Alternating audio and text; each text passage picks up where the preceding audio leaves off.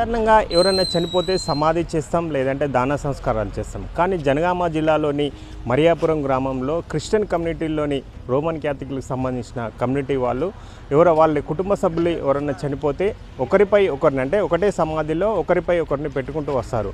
సమాధులను ఎలా నిర్మిస్తారో తెలుసుకునే ప్రయత్నం చేద్దాం.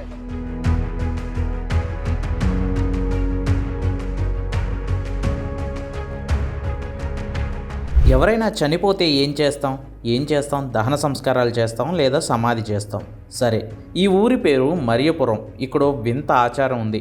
అదేంటంటే ఈ ఊరిలో ఎవరైనా చనిపోతే వాళ్ళ కుటుంబంలో ఇంతకుముందు మరణించిన వారి సమాధి ఎక్కడుందో చూసి సరిగ్గా అక్కడే సమాధి చేస్తారు.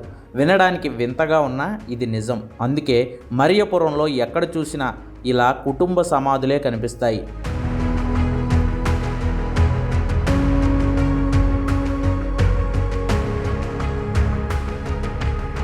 జనగామ జిల్లా మరియపురంలో ఉండే రోమన్ క్యాథలిక్కులు ఈ ఆచారాన్ని పాటిస్తూ వస్తున్నారు.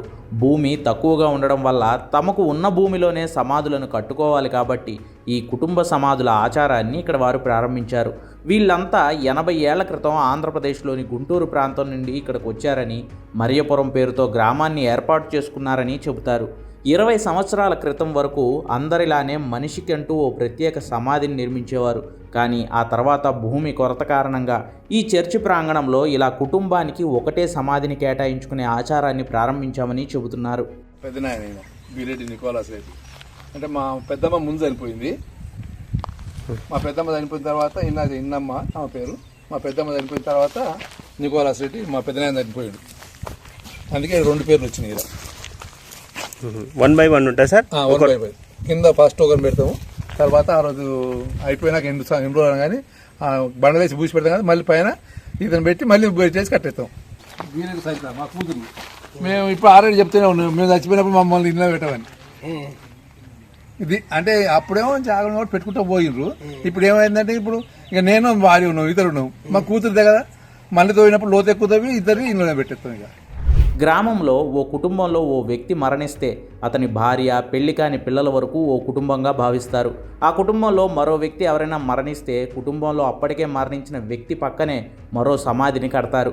ఇంకెవరైనా మరణిస్తే ఓ అపార్ట్మెంట్లో ఆ సమాధి పైన మరో సమాధిని పెడతారు. ఇలా కుటుంబం మొత్తం సమాధి ఒక్కచోటే ఉంటుందన్నమాట. చనిపోయిన తర్వాత వాళ్ళు తమ వాళ్ళ దగ్గరే విశ్రాంతి తీసుకోవాలనే ఆలోచన కూడా ఇందులో ఉందని స్థానికుడైన బాలసౌర్ రెడ్డి చెబుతున్నారు. వినండి. అప్పుడు ప్లేసులు చాలా ఉన్నాయి కాబట్టి ఎవరి సమాధి వారిలో పెట్టుకుంటూ పోయినరు.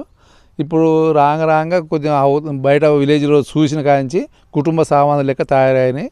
ఇప్పుడు మేము కూడా ఇక్కడ మా గ్రామంలో కూడా కానీ ఇప్పుడు ఒక 5-6 కుటుంబాలు ఇట్లా ఒకదాని పైన ఒకటి పెట్టుకుంటా ఇప్పటికీ స్టార్ట్ చేసినాం. ఇప్పుడు ఇవే నడుస్తున్నాయి ఎక్కువ. మా దగ్గర జాగాలు తక్కువైనాయి కాబట్టి ఈ కుటుంబ సమాధులకి ఎక్కువ ప్రిఫరెన్స్ చేస్తున్నాం. కుటుంబం సమాధి అంటే ఇంకా పెళ్లి కానీ అబ్బాయిలు కానీ అమ్మాయి కానీ ఉంటే ఇంకా వాళ్ళని కూడా దాంట్లోనే పెడతారు. భార్య భర్త, పెళ్లి కానీ అబ్బాయి కానీ అమ్మాయి కానీ ఉంటే దాంట్లో కుటుంబ సమాధిగా పెడతారు. పెళ్ళి అయిందంటే ఇంకా ఆటోమేటిక్గా వేరే సమాధి కుటుంబం లెక్క మళ్ళీ పెట్టుకోవడానికి ఇప్పుడు ఎక్కువ ప్రిఫరెన్స్ చేస్తున్నాం. 6 నుంచి 8 ఫీట్ల లోతులో ఉండే ఈ సమాధులు అలా అపార్ట్మెంటుల్లా పెరుగుతూ ఇప్పుడు ఇలా కనిపిస్తున్నాయి. కుటుంబంలో పిల్లలకు పెళ్ళై వాళ్ళు చనిపోతే వాళ్ళను మాత్రం వేరే కుటుంబంగా పరిగణించి ప్రత్యేకంగా పక్కనే మరో సమాధి తవ్వుతామని చెబుతున్నారు. ఇలా కుటుంబం మొత్తం ఒక్కచోటే శాశ్వత విశ్రాంతిలో ఉండడం వల్ల వాళ్ళు చనిపోయిన రోజు ప్రార్థనలు చేయాలన్నా, సమాధులను పరిశుభ్రంగా చూసుకోవాలన్నా కొంచెం తేలికగా కూడా ఉంటుందని చెబుతున్నారు స్థానికులు. ఇప్పుడేమో ఇండివిజువల్ సమాధులు ఉండదు ఒక్కొక్కరికి. ఇప్పుడు ఏమైందంటే అందరు ఎక్కడెక్కడో ఉంటున్నారు. ఊరు నుంచి బయటికి పోవడం, జాబులు చేయడం. ఇప్పుడు ఒకే సమాధిలో 4-5 పెట్టుకుంటే శుభ్రం చేసుకోవడం కానీ, దాని మీద క్యాండిల్స్ పెట్టడం కానీ, సంవత్సరం ఒకసారి పండగ అవుతుంది నవంబర్ 2వ తారీఖు. ఆ రోజుకి 10 సమాధులు ఉంటే శుభ్రం చేయాలంటే ఎక్కడి నుంచో వచ్చి చేయడం కంటే ఒకటే ఉంటే దానికి గ్రానైట్ వేసుకోవడం, మంచిగా నీట్గా దాన్ని క్లీన్ చేసుకోవడం, అందరిని ఒకే దగ్గర మొక్కడం అన్నట్టు పెద్దల బియ్యం ఇచ్చినట్టుగా. మా దాంట్లో నవంబర్ 2వ తారీఖు ఉత్తరించి ఆత్మల పండుగ అని ఉంటుంది. పెద్ద పండుగ అన్నట్టు, అది పెద్దల పండుగ. అది దానికి స్పెషల్ అన్నట్టు. అట్లా కుటుంబ సమాధికి ఇంపార్టెంట్ కారణం ఏంటంటే అది అన్నట్టుగా. దాన్ని తీసినప్పుడు లోతు ఇన్ని ఫీట్లని తీస్తామండి. 1, 2, 3, 4, 5 దాకా పెట్టుకోవచ్చు మనం తీసిన దాన్ని బట్టి. ఇంట్లో చాలామంది పెద్ద కుటుంబం తగినకి కొంచెం ఎక్కువలో తీస్తారు. తక్కువ కుటుంబం 3 4 అయితే ఇంకా 5 వరకే పెట్టేట్టుగా తీస్తారు లోతు. దాన్ని బట్టి స్టెప్ బై స్టెప్ కట్టుకుంటూ వస్తారు. అది ఇప్పుడు ఈ కాలంలో అట్లా తయారు చేస్తుర్రు. ఇక ఇదివరకు వెనకటనేమో ఎక్కడో అక్కడ పడేసుకుంటూ ఇప్పుడు ఆత్మలన్నీ ఒక దగ్గర ఉంటాయి. కుటుంబంలో ఒక దగ్గర ఎట్లుంటారో మన కుటుంబం అందరూ ఒక దగ్గర ఉంటే మంచిగా ఉంటారు, ఆత్మలు ఒక దగ్గర ఉంటాయని నమ్మకం. కుటుంబ సమాధుల కారణంగా 100 సంవత్సరాలకు సరిపడే ఈ భూమి 200 నుంచి 300 సంవత్సరాలకు సరిపోతుందని మరియపురం గ్రామస్తులు చెబుతున్నారు.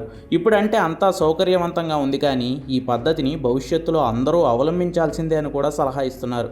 కారణం, మనం పోయిన తర్వాత పూడ్చడానికి 6 అడుగుల గొయ్యి దొరకడమే ఫ్యూచర్లో కష్టమని భావిస్తారు మరియపురం వాసులు.